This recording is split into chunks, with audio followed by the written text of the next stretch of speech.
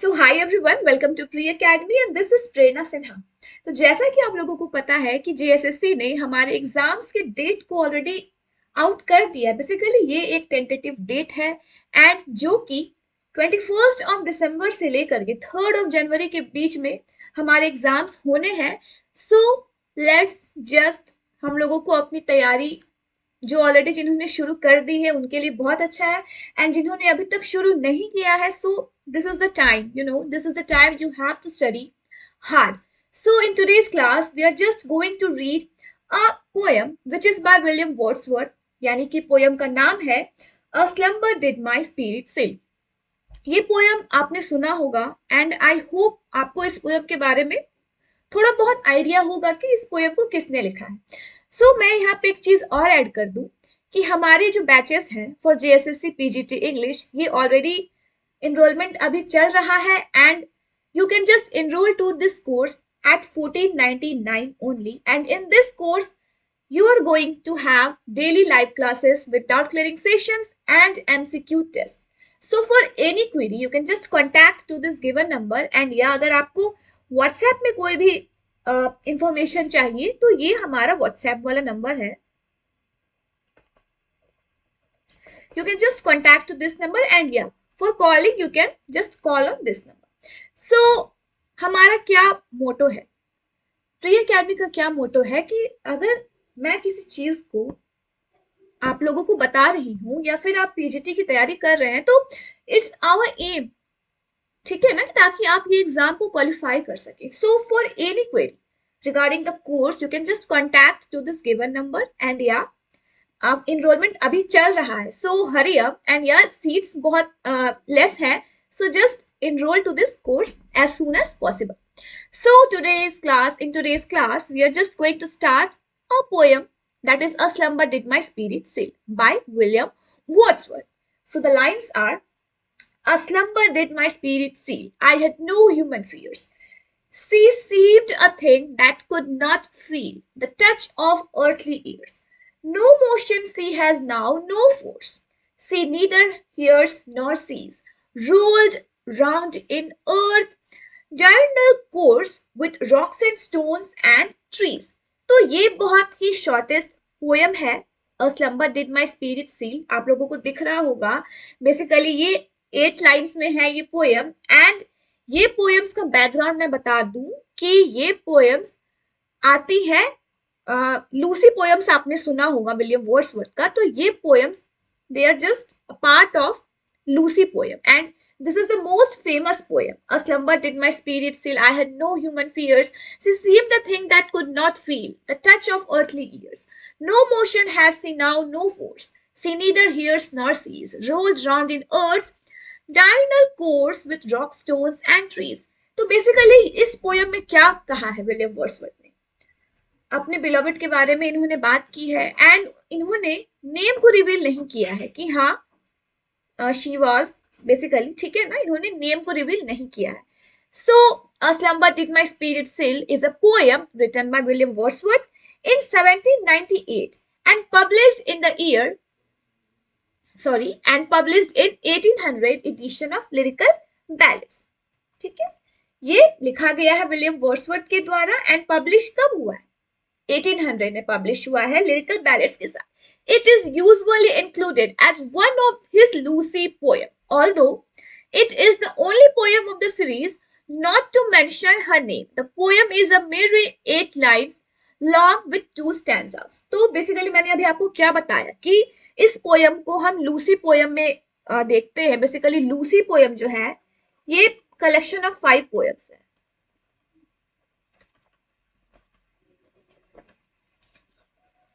ठीक है, and Lucy poem में हम a slumber did my spirit steal, ये जो पोयम है इसे जस्ट फाइंड करते हैं, ठीक है, देखते हैं। So in this poem the speaker marvels over the strangeness of his beloved's death, having always seen her as her young and vibrant. He can hardly wrap his head around the fact that her body is now as inert as the rocks and stones and trees. The poem reminds readers that most people live deep in a delusional slumber, barely acknowledging mortality despite death's inevitability. So basically slumber मतलब यहाँ पे क्या होता है, slumber मतलब क्या होता है, स्लीप, ठीक है ना, स्लीप बोलो या फिर डीप स्लीप बोलो, ठीक है। स्पिरिट मतलब हमारी आत्मा। तो बेसिकली इस पोयम में क्या है ना कि ये जो विलियम वर्ड्सवर्थ है उनकी बिलवड है, उन्होंने उनका नाम नहीं मेंशन किया है यहाँ पर, ठीक है। वो बता रहे हैं कि उसके डेथ के बाद मेरी जो मेरा जो मन है, मेरी जो आत्मा है, इट्स टोटली एक स्लीप में, मतलब मैं अभी तक ये बिलीव नहीं कर पा रहा हूँ कि she is not with me, वो अब इस दुनिया में नहीं है, एंड वो अब इस अर्थ के टच में है, इस अर्थ के टच में है, वो ना देख सकती है ना सुन सकती है, ठीक है। एंड वो अर्थ के साथ, जैसे अर्थ घूमता है ना, राउंड राउंड घूमता है, डे आता है नाइट आता है, अर्थ का ये जो मोशन है उसमें वो मिल चुकी है। एंड उसके साथ में अर्थ में हम क्या क्या फाइंड करते हैं, we find rock, stone, trees, बहुत कुछ हम अर्थ में फाइंड करते हैं। तो बता रहे कि वो जो उनकी बिलवड है डेथ के बाद इस अर्थ में, मिट्टी में मिल चुकी है, ठीक है ना, मिट्टी में मिल चुकी है, एंड अर्थ के साथ ही वो रोल आउट कर रही है, मूव कर रही है, ठीक है। तो बेसिकली ये चीजें बताई गई हैं, एंड वो इतने दुखी हैं कि वो अभी तक इस सदमे से उभर नहीं पाए हैं, बट फिर वो एक टाइम में खुद को संभालते हैं कि नहीं चलो मुझे मूव ऑन करना होगा, एंड टाइम के साथ वो मूव ऑन करते हैं। इसीलिए सेकेंड स्टैंजा में हम ये देखते हैं, ठीक है ना, ये लाइंस को पढ़ते हैं। तो basically a slumber did my spirit seal, ये एक पोयम है जिसे वर्ड्सवर्थ ने लिखा है फॉर हिज बिलवड, ठीक है। So in this poem the speaker marvels over the strangeness of his beloved's death, having always seen her as young and vibrant. वो अभी तक, मतलब अभी तक वो कोप अप नहीं कर पाए कि उनकी जो बिलवड है उनका डेथ हो चुका है, वो इतनी यंग थी, इतनी वाइब्रेंट थी, ठीक है ना। एंड वो अभी तक ये फैक्ट बर्दाश्त नहीं कर पा रहे हैं कि वो अब नहीं है इस दुनिया, ठीक है ना, वो अब नहीं है, वो rocks and stones and trees के साथ मिल चुकी है। एंड वो बताते हैं ये जो पोयम है रीडर्स को क्या बताया जा रहा है यहाँ पर, बिकॉज हम देखते हैं कि अगर हम किसी अपने को खोते हैं तो उनके डेथ के बाद हम एक प्रॉपर स्लीप में चले जाते हैं, हम उस चीज को जस्ट कोप अप नहीं कर सकते उस चीज से, ठीक है ना। तो वो बता रहे हैं कि किसी के डेथ के बाद हम एक ऐसे डिल्यूजन में रहते हैं, एक ऐसे स्लीप में रहते हैं कि जहां पर हम कुछ भी एक्नॉलेज नहीं कर सकते हैं। तो बेसिकली स्लम्बर डिड, ये जो पोयम है स्लम्बर डिड माई स्पिरिट से इसी चीज के बारे में। The word slumber literally means deep sleep. मैंने क्या बताया कि स्लम्बर का मतलब क्या होता है, deep sleep. In this poem, William Wordsworth referred to the word slumber to the death of sensations that feels the poet's heart after the death of his beloved. बताया मैंने कि slumber मतलब क्या है, एक वो बहुत बड़े नींद में जा चुके हैं अपने बिलवड के डेथ के बाद, उनका जो फीलिंग्स है अपने बिलवड के लिए वी कैन सी हियर, ठीक है ना। The poet has used the word to express his grief and sorrow he was suffering. ये जो वर्ड्स पोयम लिखी हैं वो अपने ग्रीफ एंड सॉरो को अपने वर्ड्स के थ्रू बताना चाह रहे हैं कि मैं कितने दुख में हूं उसके जाने के बाद। The poet is aghast as the death of his loved ones and he is not able to come out of it। अपने beloved या loved one के डेथ के बाद वो इतने दुखी हो चुके हैं, इतने वो एघास्ट हो चुके हैं कि वो अभी तक उस चीज से निकल नहीं पा रहे हैं, वो इस चीज से निकल नहीं पा रहे हैं। He is so shocked and sad that he can feel the numbness in his body and he is not able to move। वो इतने शॉक में चले गए हैं कि, और इतने वो दुखी हैं, इतने सैड हैं कि he is just not able to feel the numbness of his body, और वो ना ही मूव कर पा रहे हैं। यहाँ पे ये नहीं है कि वो बेड पे पड़े हैं, बट या वो इतने दुखी हैं, इतने दुखी हैं। यहाँ पे हम इस चीज से इस चीज को कनेक्ट करते हैं, ठीक है ना। ये मैं नहीं बोल रही हूँ कि वो बेड पे पड़े हैं एंड बहुत दुखी, नहीं, वो इतने नम्ब हैं, उनके थॉट्स, उनके फीलिंग्स वो यहाँ पे उन्होंने व्यक्त किया है इस पोएम के थ्रू, ठीक है, इस पोएम के थ्रू। आई होप आपको ये चीजें समझ में आ रही होंगी। तो बेसिकली सिंपल सा याद रखना है कि slumber did my spirit seal William Wordsworth ने अपनी बिलवड के लिए लिखा था, जो कि नहीं है, इसमें उन्होंने उनका नाम मेंशन नहीं किया है। And a slumber did my spirit seal Lucy poem के कलेक्शन में आता है, उनमें से एक पोयम है, 5 पोयम है लूसी पोयम में, एंड उसमें से एक poem a slumber did my spirit seal है, ठीक है। अब बताया जा रहा है इस लाइन में, he becomes numb to all his sensations and also becomes void of all human fears. At the same time, the poet realizes that he needs to accept his fate and move on with life. अब poet जो है वो बहुत sad है, सुन पढ़ चुके हैं, नम हो चुके हैं अपने फीलिंग्स से, अपने सेंसेशन से, ठीक है, एंड अपने ह्यूमन फियर से, वो जस्ट ही इज सो नम, ठीक है।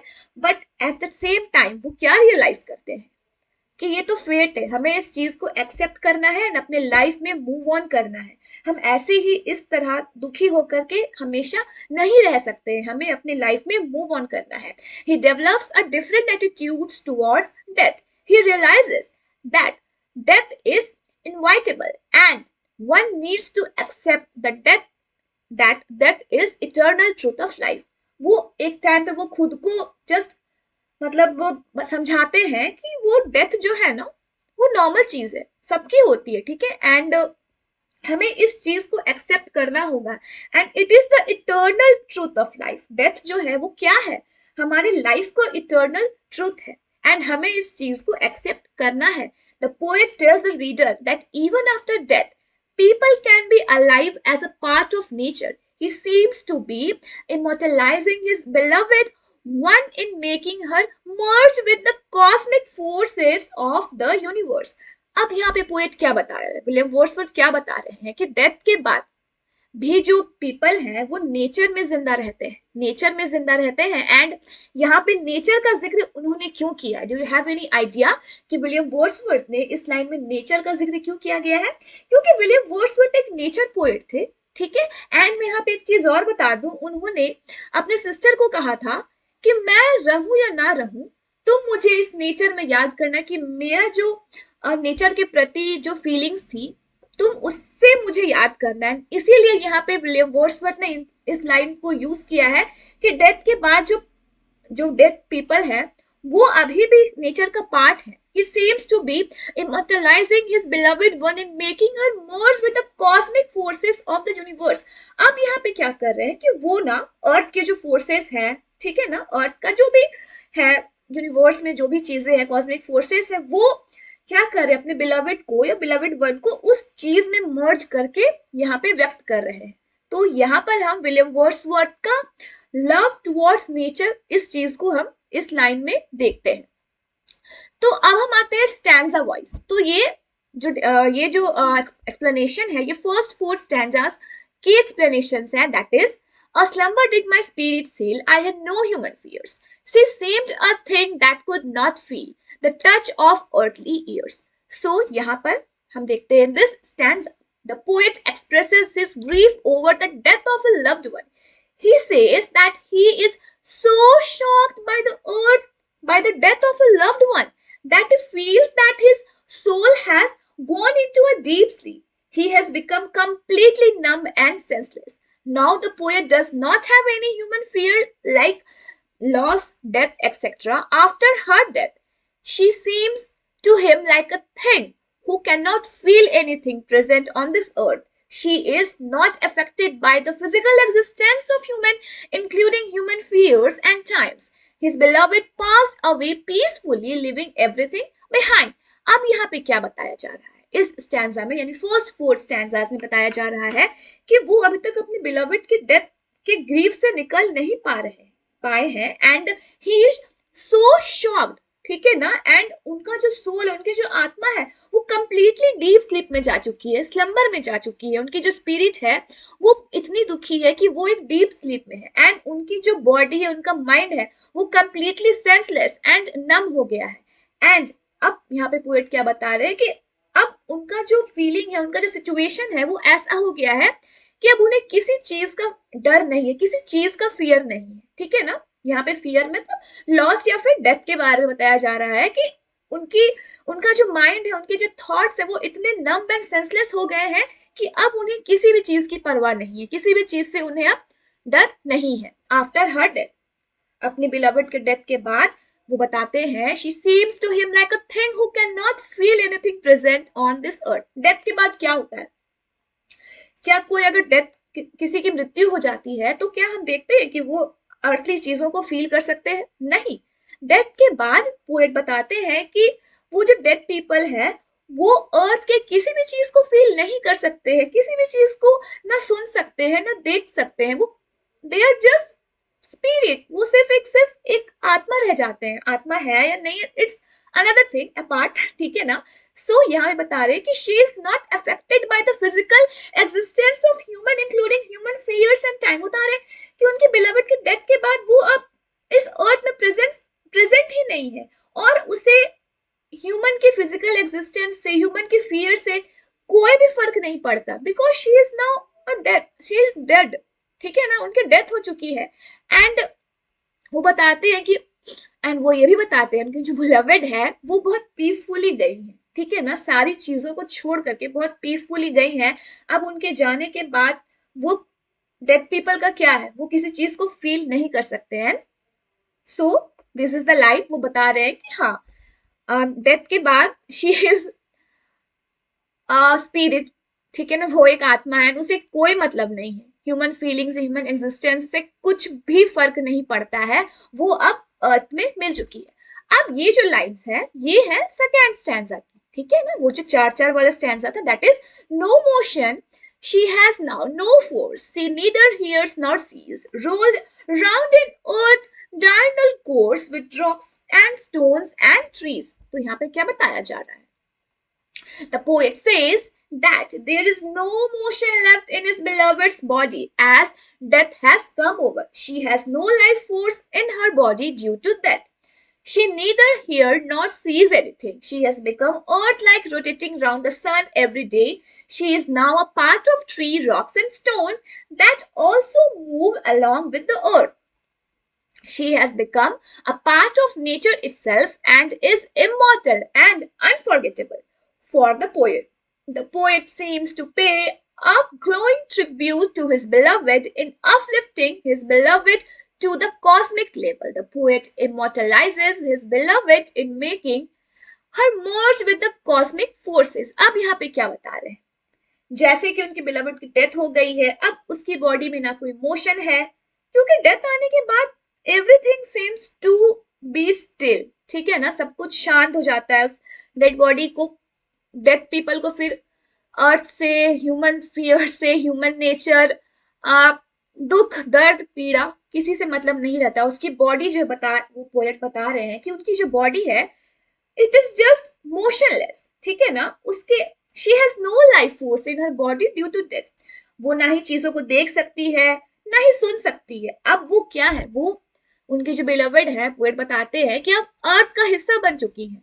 जैसे अर्थ घूमता है ना around the sun, day and day होता है, नाइट होता है, same this is the thing which is going with his beloved, ठीक है ना, वो अर्थ का एक हिस्सा है। अर्थ के साथ साथ ही वो पेड़ का, पौधों का, ट्रीज का, रॉक्स का हिस्सा है, स्टोन्स का हिस्सा है, जो कि अर्थ के साथ साथ ही मूव कर रहे हैं। अब अर्थ मूव हो रहा है तो सारी चीजें मूव हो रही है, एंड उनकी बिलवड भी अब अर्थ का हिस्सा है जो कि इन सारी चीजों के साथ अर्थ में मूव कर रही है। एंड इन सारी चीजों को वर्ड्सवर्थ ने क्या बताया है, कॉस्मिक फोर्सेस। अगर हमारे एग्जाम में पूछा जाए कि विलियम वर्ड्सवर्थ के किस पोयम में there is a description of cosmic forces, then you can write the answer that is a slumber did my spirit seal, ठीक है ना। यहाँ पे इस बताया जा रहा है she has become a part of nature, मैंने बताया पहले ही, and is immortal and unforgettable for the poet. The poet seems to pay a glowing tribute to his beloved in uplifting his beloveds to the cosmic level. मैंने बताया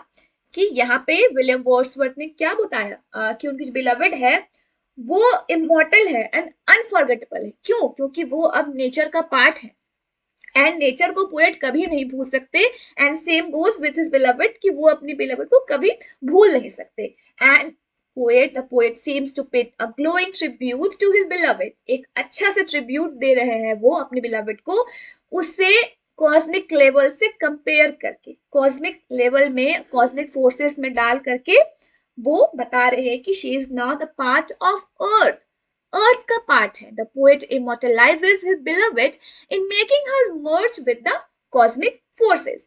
So this is the poem that is A Slumber Did My Spirit See. So what you have to do, at least इसे देखो, पढ़ो और समझो कि हाँ क्या है A Slumber Did My Spirit See, ये कब लिखा गया एंड कहाँ आया, And yeah, agar if you are interested in joining the GSSC PGT English batch, then you can just download my app. The link is given in the description box. And yeah, so for any query, you can just contact to this given number. So this is it. That is, आज हमने पढ़ा A Slumber Did My Spirit Still, and I hope आपको ये poem समझ में आ गई होगी. So तब तक के लिए bye everyone. Thank you so much for watching. We'll meet you in the next class.